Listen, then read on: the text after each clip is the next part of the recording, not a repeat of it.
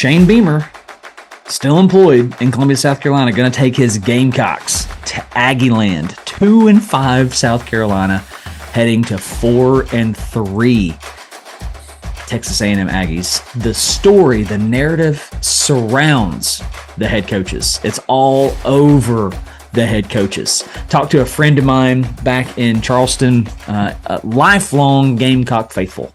All right. And he is just out.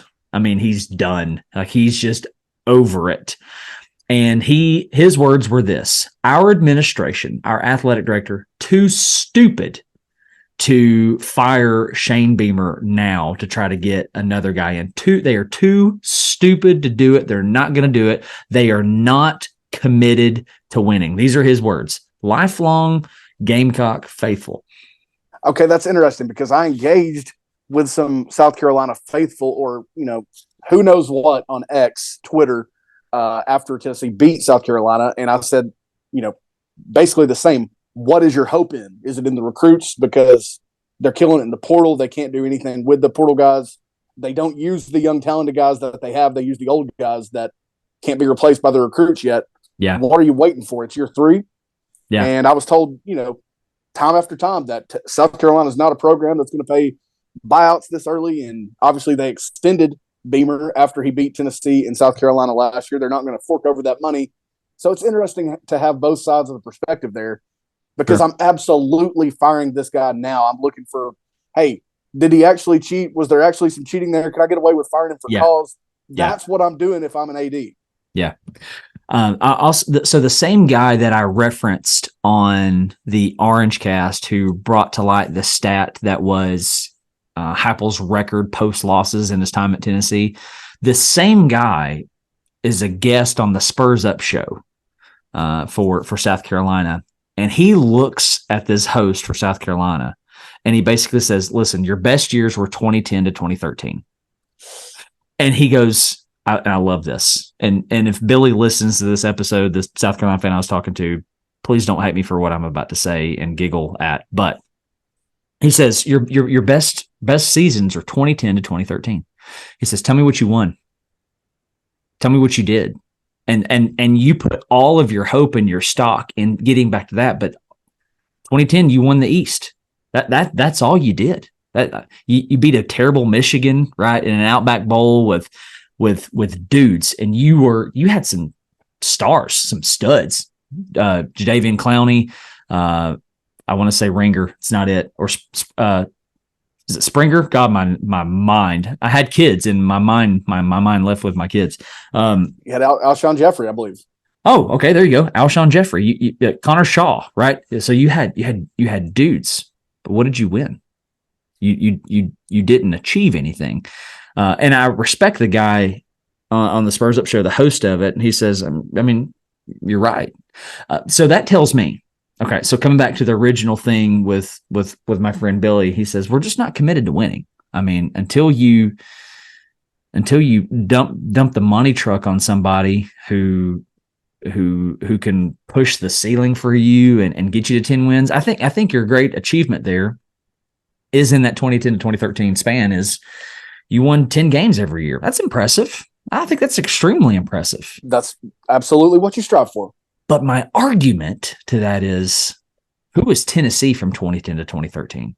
Who was Georgia from 2010 to 2013? Who was Florida from 2010 to 2013? They were bad. I mean, terrible. Georgia was your best out of the 4, if we're throwing South Carolina in there as well. South Carolina's in that mix as well. But between Georgia, Florida, and Tennessee, Georgia is by far, head and shoulders above the other two. And then you have, think about this, consider this. Then you have Missouri come into the league in 2012, and they win the division in 2012. They win it again. Wait, in 2012? No, Georgia won 2012, 2013, 2014. So nonetheless, fire him. I think you can win big in South Carolina. I really do. I mean, Columbia is a great place. Like it's basically a beach town without the beach. It's hot all the time. Like, basically great weather. If you like really stupid hot weather, Mhm. I mean, Willie B is an underrated stadium. So, I mean, you got a lot of positive there. Why not make an attempt for? I'm not saying that he would ever do it. And why not go to Eugene, Oregon, and say, Dan, name your dollar, name it. You're going to get an opportunity to play Georgia every year. I mean, you're going to get an opportunity to play in the best conference. Steve Spurrier won big here. Can you do it too? Name your dollar, or look at pick somebody, and I mean, take your shot. Why not? What do you have to lose? Being told no? I mean, and you know what you're getting with Beamer at this point. You're 3 and you're trending down. You lost all kinds of dudes in the portal. You got to cut ties with him. You have got to cut ties with him. His buyout's nothing. Look at this game that we're about to talk about, and that we're leading into with these coaches. If they lose this game, they can't lose again, or they're going to be 5-7 at best. And they're going to lose again. Yeah, I'm sorry, they're 6-6 at best if they lose on Saturday, and they're absolutely going to lose again. You're not beating Kentucky and Clemson both. You're not doing that, and both programs are so beatable right now. But you're not doing it. And that's just not who you are right now. And they made a mistake in scheduling Jacksonville State. Yeah, dude. Yeah, they did. That's a group that is not going to play. 100%. That's not someone you want to play. Timing doesn't matter. You don't want to play them, right. Whether it's early or late. You do not want to play them. Right. And I can just see it now. Let's say we'll get to it in a minute. Again, we're about to talk about it. Let's say they absolutely smoke Jacksonville State, 44-6. You name it. Sure. I can see them. I can see his dumb face celebrating that win. Oh, like for sure. Just clinched the East. Yeah. Like they clinched the East, won the SEC championship game. Yeah. That's the guy that he is. Butch Jones vibes, man. Yeah. There is no point in holding on to that any longer. It is year 3. That is the time when bad coaches get fired, is year 3 on average. You just go down the list and look at it.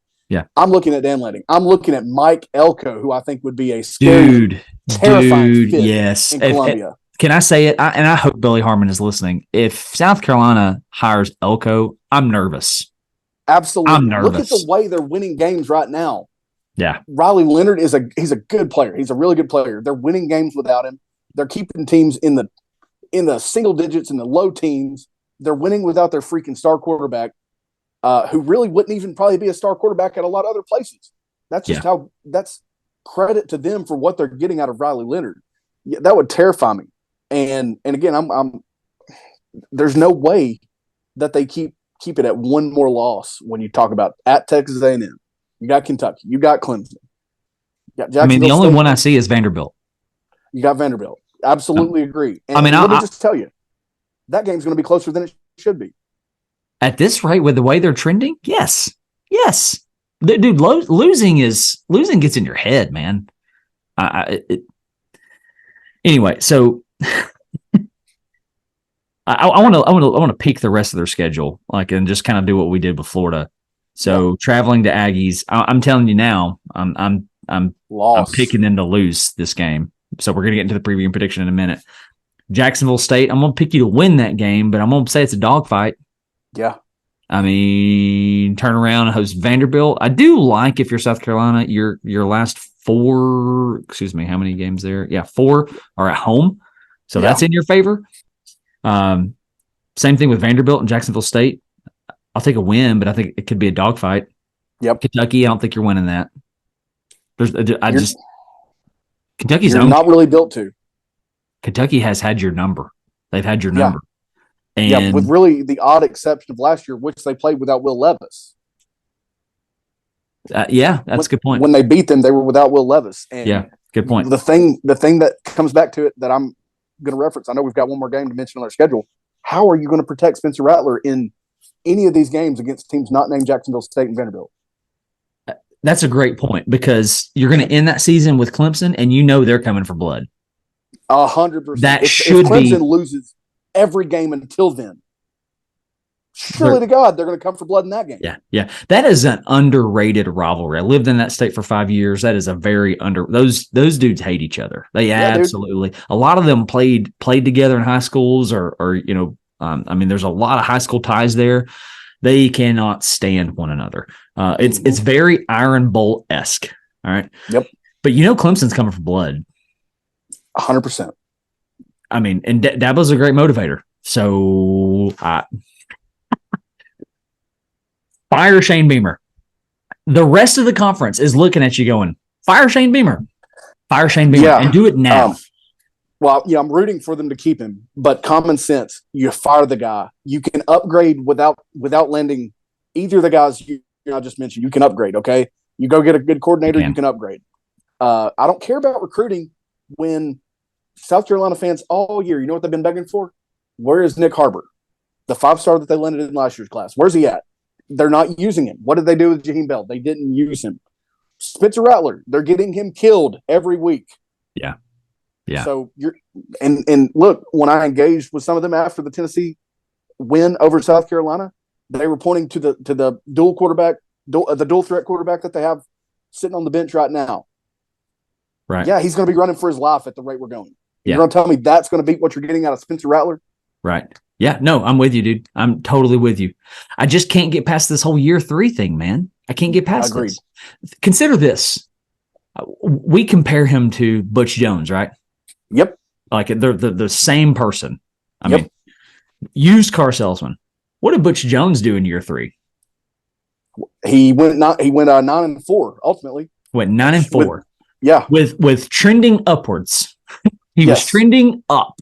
And year 3, you are 2-5 under Shane Beamer, and it's ugly. You are trending down. Fire him and do it yesterday. Yes, and I want to make one more quick point before we actually get into the game, and then I'm good from my perspective. Year 3 for Will Muschamp, 7-6. That's after going 9-4 the year before.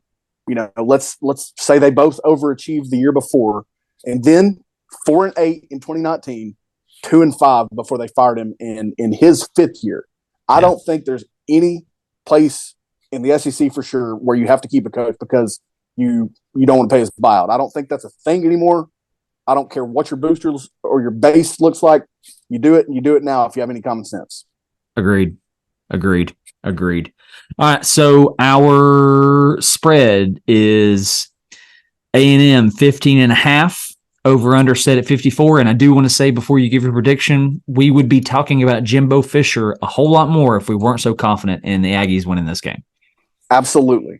And on the flip side of, finding some losses for South Carolina, Texas A&M absolutely should be finding some wins in the back half of that schedule. They're going to go to Ole Miss next week. Not an easy one. It is at noon. That sets up better than it could.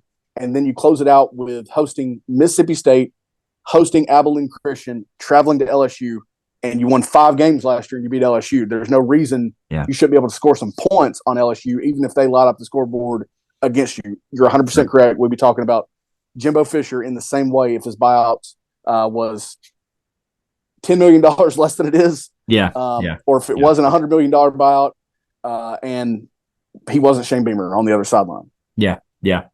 Agreed with you. Agreed. And I like Tamu to split that last 4, 2-2. Yeah, that's probably what they're looking at. So still not what they need to be doing. Maybe enough to hold on to Jimbo because of how ridiculous the number is. But, they did lose their quarterback. They should factor that in. And probably go from there is what I think. Agreed. I'm going to set this up well for you. I'm going to take the Aggies 31-13. It's going to be ugly in Aggieland. Yeah. I'm going to go. I can't believe I'm doing it in 2023 with the way the sport is played. I could see anything. No format do I see a South Carolina win, whether Texas A&M plays it closer because they're still not doing what they should be doing, or they blow them out of the building. I could see either scenario. It is an 11 a.m. local kick. That's not ideal, but you should eat their lunch. They should be putting their feet up on South Carolina's couch. They should be killing Spencer Rattler because of that offensive line, how bad it is, how limited they are at the receiver position without Juice Wells. All those reasons, I'm going to say Texas A&M doesn't do quite what they should. They score 27, South Carolina 10. 27-10. Either way, it's big win for No, not a big win. A devastating blow for the Gamecocks. Either way. I got them 31-13 Aggies. You got them 27-10 Aggies. The big question is, before we close it out, does Shane Beamer have a job come Monday?